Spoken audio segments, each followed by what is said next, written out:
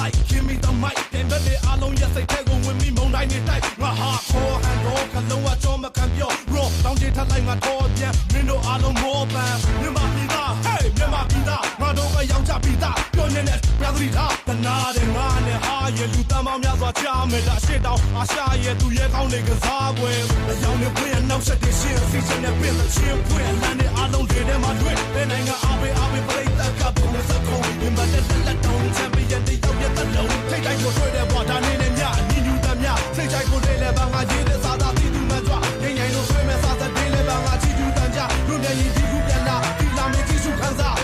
ရွှေရောင်ကောင်းကင်အောင်လာလွင်တင်ကပါကိုပြချင်မှငါတွေရဲ့ပွင့်မြမရဲ့စိတ်နဲ့ကြုံလာလိုက်တဲ့မုန်းကြပေးဖဲလာကြိုးစားကြမယ်